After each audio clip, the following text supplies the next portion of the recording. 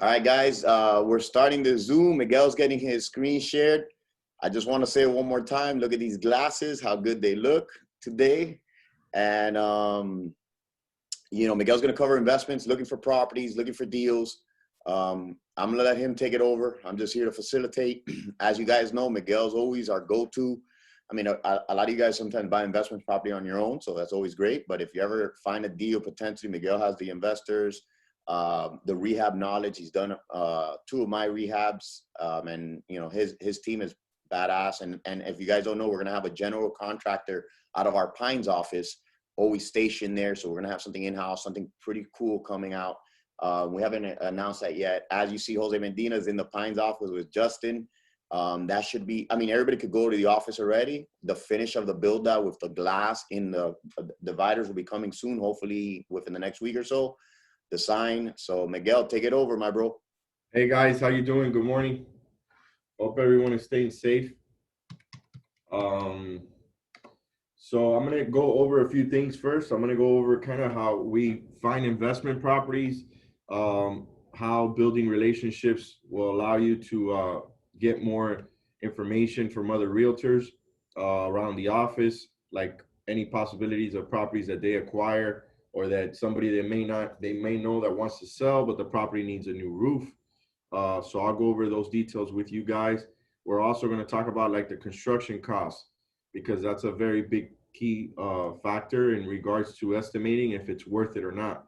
Like I have a lot of agents send me properties and opportunities, and they just like, they think that they make sense, but when you do the numbers and calculate the rehab costs, that changes everything. I know a lot of like, there's not a lot of court sales right now. The courts are closed.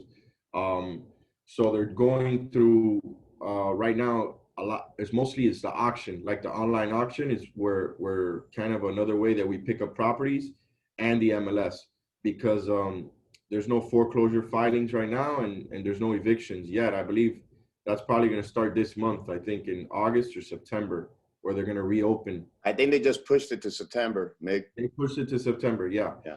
So there you go. So now that's another thing. Anybody that's going through it is not going to be able to get evicted or anything like that until September. And that also pushes back the foreclosures and the hearings. So that means that any short sales or anything like that, now is a good time to go after them. So I'm gonna talk to you a little bit about kind of like where I get these opportunities from. So number one is where I look up is I go to IMAP, and in IMAP there's a way that you can look up pre-foreclosures.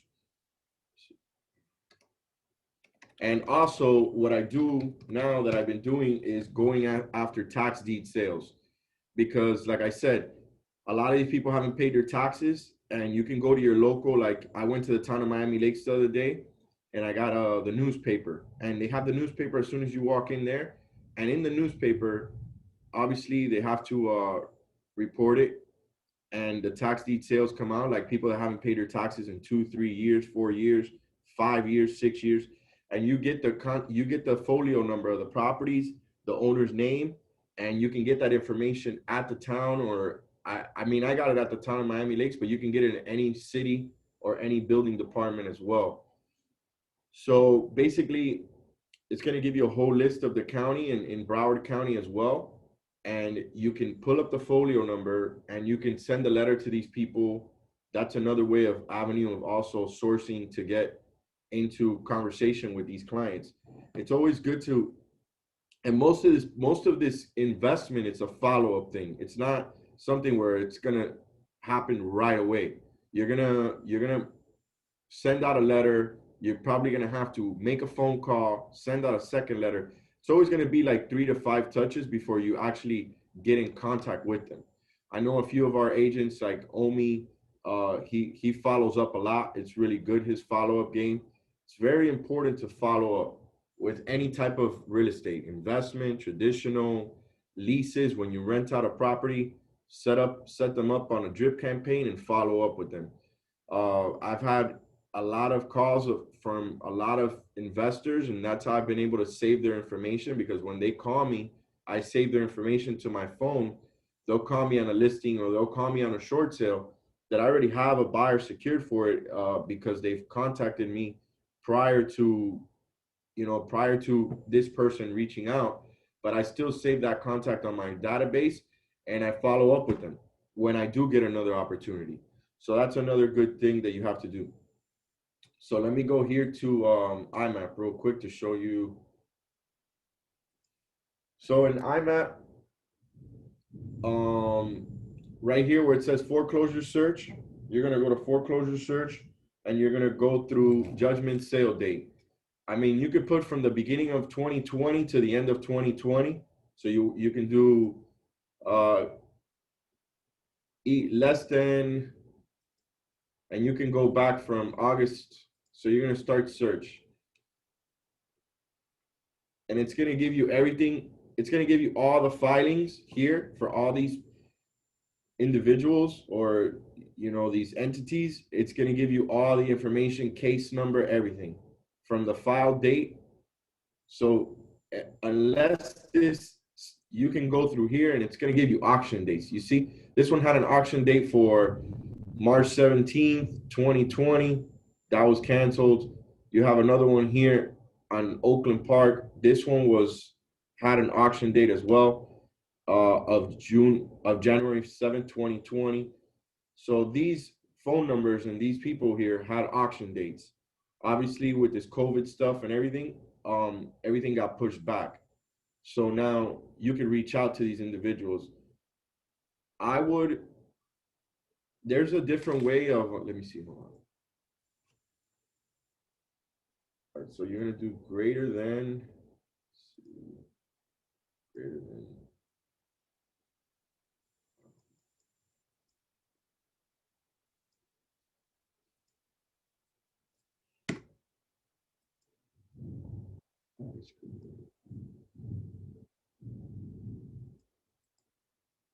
Okay, so through the foreclosure search here, oh, there you go. Foreclosure search, sale date, greater than, let's do January 1st. And then you could select the county too. So if you want to do Broward County, Dade County, you just set it up like this. Anybody have any questions, more or less, how to go into IMAP and just put the date?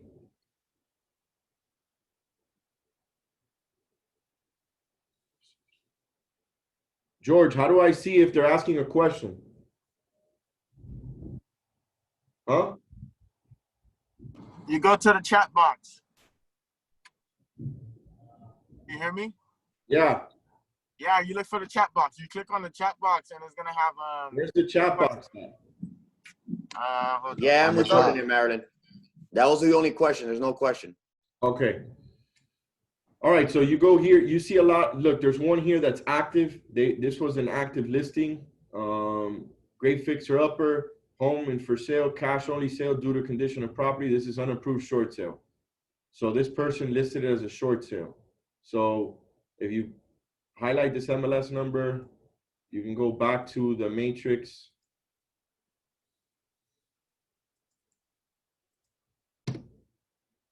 And it's a pending sale. So this person reached out and sometimes, so I'll sometimes reach out or send an email to the agent as well. And I'll contact them and say, hey, how's the short sale going? If you get any other short area, please reach out to me. I have an investment team and we buy properties all the time. So keep me in contact.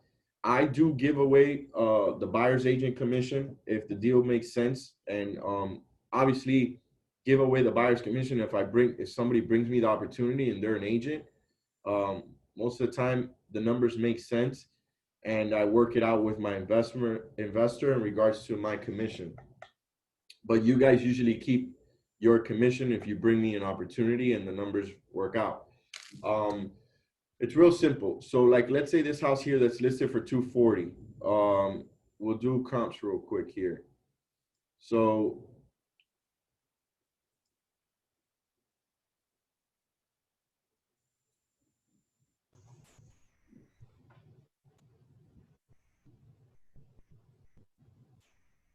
It's a 3.2, 2,200 square feet, built in 1988.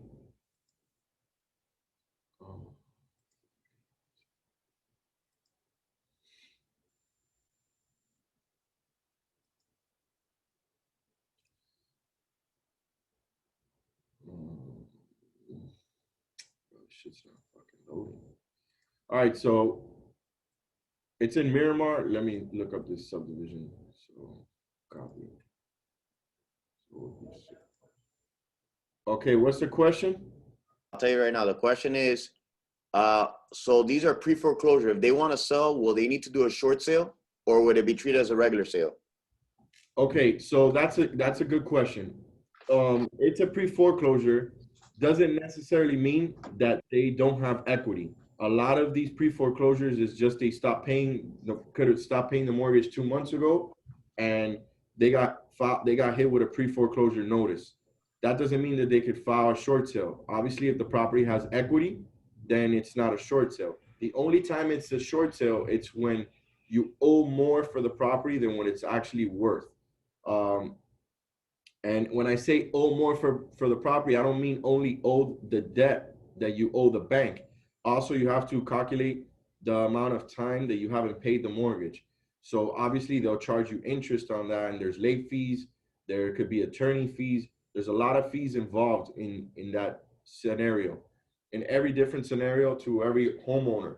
So if you stop paying the mortgage 2 months ago, they probably hit you with two late fees, and maybe you still have equity. So it all depends on the numbers in regards to what the equity is versus what they owe. You guys get that? Did that answer your question? Okay. Yes, thank So you. what? Okay. I said yes, thank you. Okay, so they listed this property for 240. Obviously, I this is like kind of like I do like a small search real quick. I don't go too heavy into like doing. Usually on IMAP will let me pull up the comps database. Like I'll be able to. Oh, look, here it came up. So all the comps are like 370, 380, 350. So obviously they listed this at 240. Obviously it's a good number. So they're trying to get it at a good number. It's the lowest listing in there. So I would usually call that agent and see if that agent has other short sales or that agent specializes in the market in search for short sales. I do this for REOs as well, and I build a rapport with the agent. So basically this house, even if it's in bad condition, let's say it needs a new roof, usually this house was built in 1988, there's not really, you don't have to replace the windows in order to like get a good sale on it, because you could do shutters on this house. It's in Miramar. That's a lot of things that you have to look for. You have to look for if the properties in the area that are flipping in the neighborhood. Like, let me show you this one for 370. Okay, so this one for 370, it's a single family home. Let me see, I think maybe. Okay, so this one's a two-story single family home on the lake, similar to that. But you see, this house has shutters, doesn't have hurricane impact windows. So when you look at your comps to compare to get your rehab cost, your rehab cost goes based on your comps. You don't have to calculate new construction, new impact windows for the area if the area doesn't call for it. Typically, when you're going over $500,000 and stuff like that, or if you've seen the comps selling at a higher market with impact windows, then obviously you have to put impact windows to be able to reach that value. But a lot of the times you'll see, like in this neighborhood, 370 sales, this house is a kind of like a C4 condition where they didn't upgrade the windows, and the house is probably just well maintained. They changed the laminate floors and they did the kitchen, but those floors look original. Bathrooms are nice, but you see the house didn't need a lot of work. So I'd say like 50,000 if you have to do the roof for this other property. Let me see this one. You see, typically they all have shutters here. None have like impact windows. So with 50,000, if you acquire this house for 240 and you put $50,000 into it, you're at 290. After closing costs and stuff, you're around 300. This is a 20% return on your investment. Because if you list it for 379, like this one's listed here, and you sold it for 375, basically you're making 20% to 25% return on your investment. Any investor right now is looking anything over a good, depending on the price range. If it's under 400,000, they're okay with anywhere from 12. At least my investors are good from 12 to 15% return, which is pretty good for the area. Like now with the market conditions the way they are, because there's not too much inventory, there's not too many opportunities. So that's a way that I calculate a lot of my construction costs and see if the numbers are good. So another thing also is where I look for not only the REOs, I mean, not only the short sales, but I also go into areas where they have more inventory for these type of opportunities. If you want to look into like a higher end price range, value range, it's very, very seldom that you find properties here that the people are willing to let it go for, like, they say they list it for 375, that they're willing to let it go for 250. Now, if you go into kind of like the Miami Gardens area, North Miami, Hialeah, you'll find properties that they'll list for, I'm going to give you a perfect example. One that I have right now, 3710.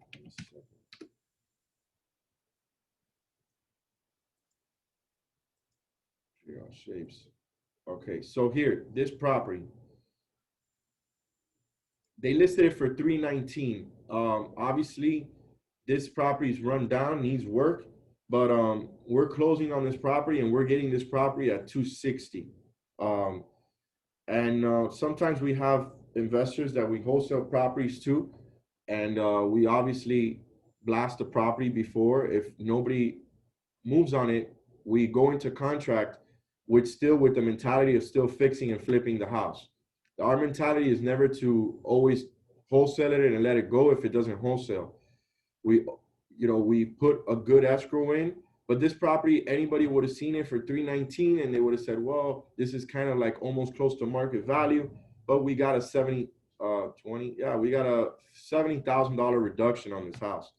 But you don't get this in like the higher end prices. Like if you go to Pinecrest and somebody lists a house for 700,000, you're not going to get that house for 500,000. But if you go to Hialeah and you see a listing for 350 that's been on the market, let's say this was on the market for 159 days, for 150 or 130 days, That's all I learned. you're going to be able to negotiate a lot more. Because of the days on market on the property. And another way to get a reduction too is by inspection reports. So if you do acquire a short sale or a property that's a fixer upper and we're buying it, we always send an inspection report because we want to see what's underneath, kind of like I say, underneath the tablecloth. You got to go under and see what's under the table because you're not going to be able to realize if the property needs more work than it's showing. Like we bought another property, 3330. Livon had this property listed. We acquired this property. We just started demo. And when we started demo, that we took off the ceilings, we saw that there was termite damage throughout the walls. We basically went ahead and had to tear that all apart. And now the demo and the rehab just increased another 20 to 25,000 just because of this. So it's very important to get an inspection report for investment properties as well. We do that as well when we get a property on the auction. Typically when you win a property on the auction, that you do through the same kind of like, you do through the same skills that I showed you guys, where you pull up the comps, you go do your checking in your title work and stuff like that. You still have to do an inspection report even on those, because you want to see what's underneath that, and you want to be able to to get a good understanding of what's underneath what's underneath, like basically the roof, plumbing, electrical, like kind of like a 4 point. Um, so that's very important. I have, let me see, I also have a basically a seller questionnaire when you call these clients. An inspection report is 300 to 350. So I have also an info questionnaire sheet where I ask these seller questions. I use a program called Been Verified. So Been Verified will allow you when you go to these tax deed sales that you get them through the newspaper, and you pull them up here, or IMAP, you go to Been Verified, you call them, and you're able to locate these sellers. When you locate these sellers, the number one question you don't never want to ask is, oh, because your property came out as a foreclosure or as a pre-foreclosure. You want to give them a solution to their problem. You don't want to add like insult, or add salt to the wound. You want to be a solution to the problem. You want to go ahead and call them and say, hey, look, I specialize in working with investors that buy cash, that pay cash for properties. Are you looking to sell your property? Are you looking to possibly get out of your property in the next year or 6 months? That's the way that I typically talk to the agents on my team, to basically speak to these people, because it's very important the way you speak to them, because they get insulted right away. Give me a second, guys. 1 second. Hold on.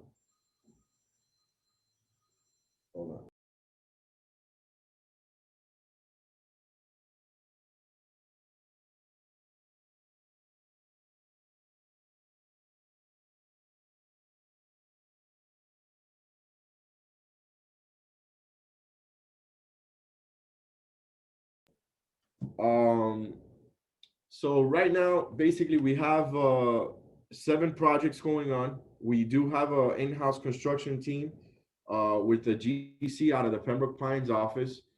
And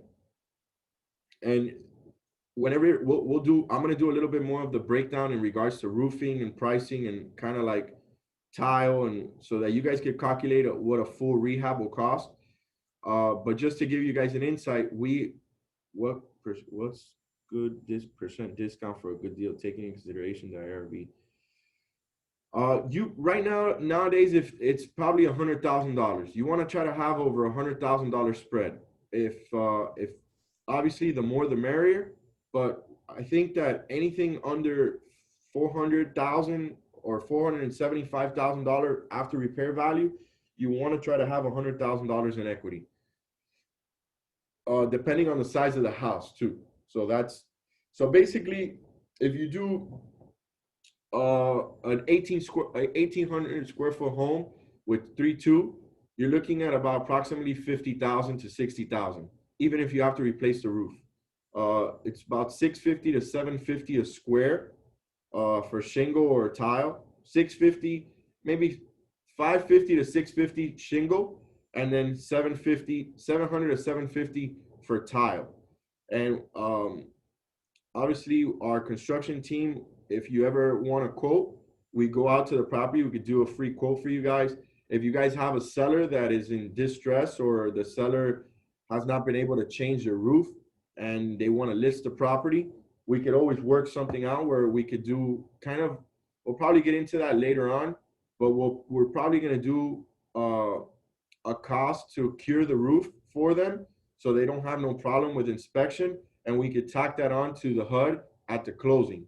So that way, when they go to closing, they just pay us a percentage of what the roof costs. That's probably gonna come in within the next few months. 5,650 for shingle roof is for replacement. It's for replacement, and when not for cover. Typically, if the roof is if the plywood is damaged, they replace whatever damaged plywood is there. They don't replace all the plywood or trusses, but if there's a few trusses damaged or a few plywoods damaged, they usually replace it within that 550 to 650 a square for shingle. For flat tiles, a lot more, probably 700 to 750. The square, because the tile is obviously more, and metal roof is also probably a little bit more, maybe 800 a square.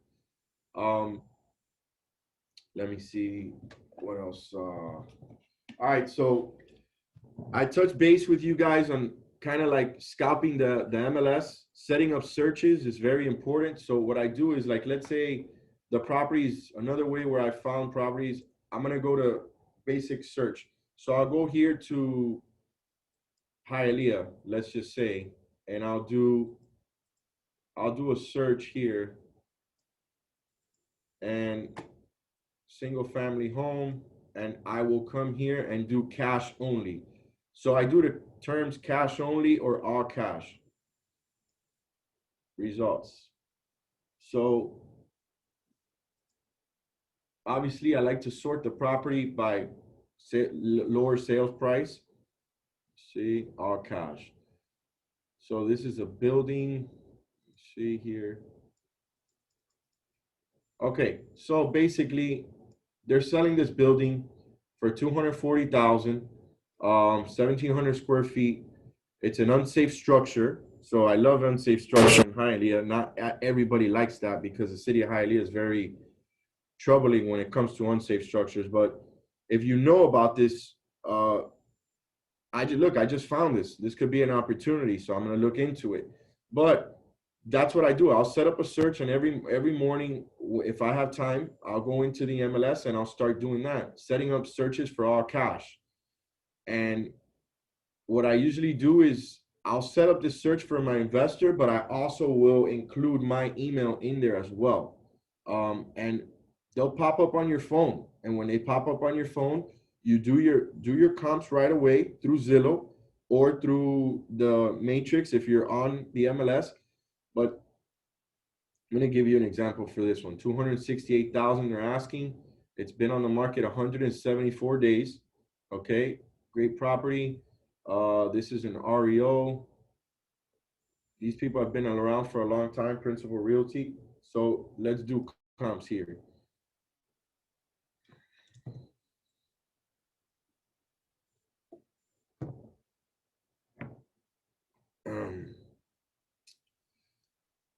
So look, these people haven't paid their taxes as well. This probably would have came out on the, you see, there's different facets of acquiring properties. Number one, you have the full access. You guys pay for the service on the MLS. There should be no reason why you guys should not have set up searches for you and your clientele. Especially if you have investors that are obviously asking you for properties and inventory. Okay, like we said, George is getting back into investments as well. I've been that's typically the biggest income for me is investments. So I'm always looking for opportunities. So if you guys find something, you guys can email it to me and let me know right away if the numbers make sense. Now, let's do numbers here. These properties here worth about 280, 285, how it is there. Let's see what this agent put on here. Great property, rezoned, residential office. Okay, so this,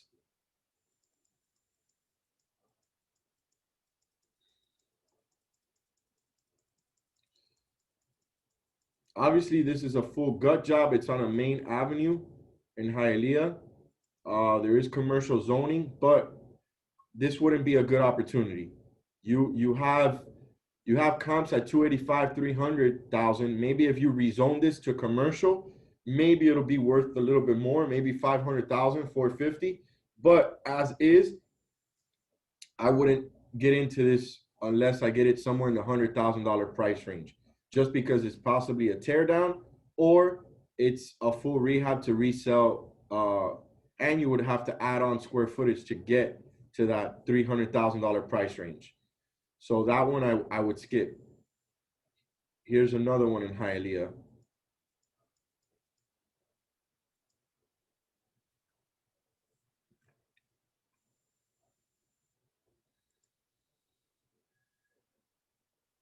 So this one, the comps are 350, 360, 350, 355. and they're asking 275. Okay, so this one is another investor special. They only want cash. It's been on the market for almost a year. So I would call the realtor at this point in time and say, hey, what's going on?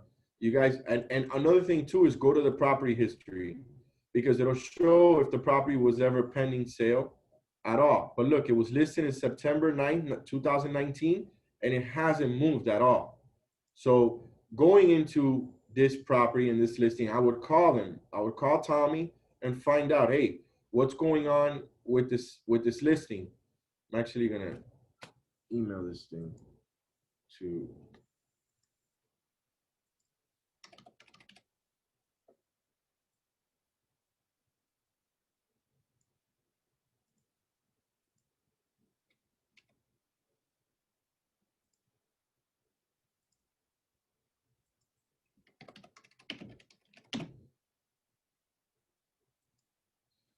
Okay, so basically I sent myself an email, a reminder to, and my associate to go ahead and call Tommy.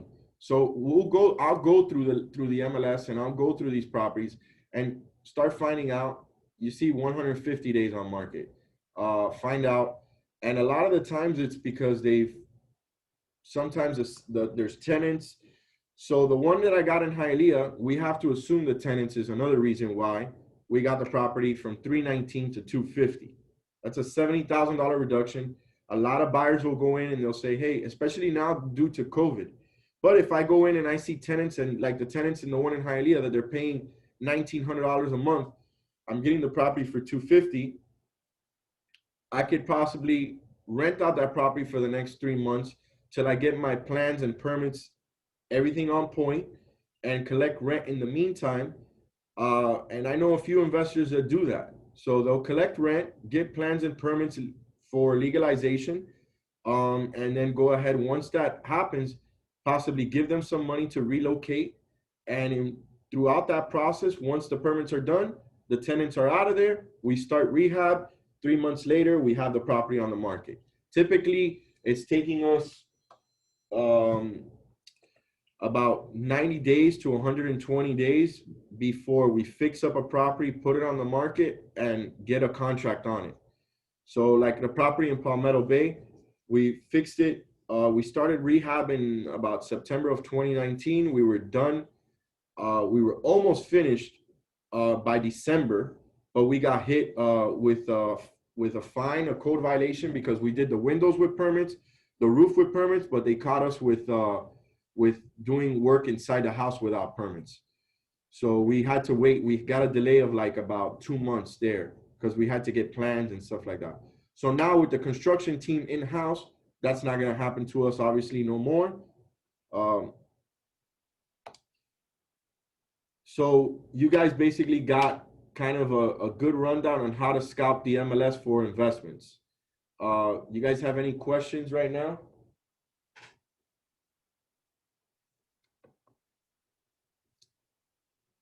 Hold on. George, how do I mute them? So Tony said, I don't think you answered this one. Can I create alerts on the MLS? I think you did that, right? Yeah, I did that. Yeah, okay. All right. I don't see no other questions, Miguel. No other questions? Okay, hold on. All right, hold on.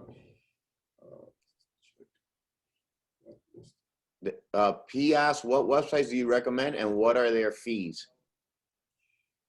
Okay, websites do I recommend? Hubs. Oh no, like Hubs. I use Hubs too. P. HomePath is good too. I mean, auction.com used to be great, and Xome, XOME, used to be great. But I mean, and I'm not sure if they are good or bad now. But Hubs is probably the one I've used the most. P. My issue with them is that they usually charge like 5% buyer's fee. Yeah. But that 5% buyer's fee, that premium, like we just had an agent that won a bid, and they had a 5% premium on top of that. So then the numbers didn't add up. So what happens a lot of the times is the property needs a lot of work. What you do is you provide an inspection report. Like I said, inspectors are are good for many reasons. Obviously, we need them for insurance purposes or all that stuff. But you need a construction cost, and a lot of inspectors could do that for you. If you tell them, hey, look, I don't really want a 4-point or wind mitigation. I just need basically a rehab cost or what it will cost for this property to put it up to livable standards. Because a lot of these properties on the auction, especially when you search the auction websites, the ones that need the most work are basically the ones that you're going to get a good return number on them. What is your rule of thumb as a percentage of profit? I like to get, like I said, Livon, 20% return on my investment. If I'm investing $400,000 after construction and everything, I want to make 80. Or 300, I want to make 60. That's my number. I have investors that'll take 12, 15, and even 10, depending on the area. But going back to the auction and the 5%, once those fees are added, yes, a lot of the times the numbers are not making sense lately, and a lot more people are being more aggressive on the auction because the courthouse sales are closed right now. You can't buy anything in the courthouse. So a lot of these people that were doing courthouse and investors that were shopping there are not able to acquire properties through there. So they're going and they're being aggressive on the auction. So you can negotiate that 5% at the end with the inspection report? You can negotiate the purchase price of the property. Even if you win the bid? Yes, obviously, even if you win the bid, let's say you win the bid for 300,000 and you add the 5%, you're at 315. And the comps are 380. Okay, there's only $70,000 there in spread, and the house needs 30 or 40,000. Because this property needs a significant amount of repairs, and the auction says it's 0-day inspection, or you could obviously sometimes put like 1 to like 18 days inspection. George just won one, and we're working on the details, but we provided inspection, we provided details, and we got a good enough reduction on it. We get that a lot, but not all the time. Typically, with every case, it's different. Every property is different, and like I said, the more the amount of repairs that it needs, the better it is. Okay. So technically it's not a done deal after you win the bid. Like there is still room to negotiate. Of course. It's never a set in stone, the number. So when you're on the auction platform and you're bidding, obviously don't upbid just to win the bid. Make sure the numbers make sense. Especially for your client, because a lot of the times they'll ask for $1,000 deposit, and they'll also, if you win the auction, they're gonna ask for your escrow right away. And if they'll respond to you and they'll tell you, okay, here's the contract, fill out the contract, get back to us in regards to the escrow deposit. Once you put that escrow deposit, now you're held to that property. Obviously, you can provide an inspection report, but once that 1-day inspection's over, that escrow's locked in. Your client is in. Can we negotiate the escrow deposit, because it's usually really high, and I don't like putting like high escrow. You can negotiate the escrow deposit. The only time you can That's set in stone. That's set in stone. The only thing you can negotiate with on an auction property, really, it's when the lien search and title search comes back. And like I said, only if you have that 1 or 2 days inspection period, and they allowed that when you won the bid. Okay. How much costs to roof a 1,500 square foot house without hard repair? Depending on the squares and the pitches. So 1,500 square foot roof, I'd say maybe like 10 squares. Probably like, if it's shingle, like around $7,500 to maybe 9,000, depending on the pitches, more or less. So Miguel, question. Hello? Yes. Can you hear me? Yes, I could hear you. Oh, I'm sorry. So to put the inspection, they give you a day after you put the escrow, or you No, do the when inspection? you win the bid, it's gonna tell you your terms. It's gonna ask you for your terms on the portal. You're gonna put like a drop down. It's gonna tell you, okay, look, here are my terms. I offer $300,000 for the house with the buyer's premium, and you put 3-day inspection. You could put that on there, and if you win the bid, you have 3 days inspection. Got it. Thank you. And then after you win the bid, you're gonna obviously they'll give you a time frame on the contract to put the deposit. It's typically 48 hours or 72 hours, something like that. Thank you. Another thing also is kind of like direct mail. So you could also, when you guys do direct mail or door knocking, you could see these properties around your neighborhoods that are suffered from deferred maintenance, boarded up, windows might be broken, a lot of trees like covering the property. I'd say like once again, I focus a lot on Hialeah because I fix and sell in Hialeah a lot. I've been doing it for over 10 years now, 12 years actually, and I go in Hialeah a lot. And when I see a property that's in need of cutting the grass, other costs for repairs, for example, updating electrical and UAC, etc. Just it. Okay. Sorry. Hold on. So I focus on Hialeah a lot. I'll get the phone number. I'll go to Been Verified. I'll give it to my assistant. I'll have her call and say, hey, call these people and see if they're willing to sell. And following up, they sometimes might not be interested in selling right away. I have a guy that I followed up with him for like a year and a half until he actually sold me his house.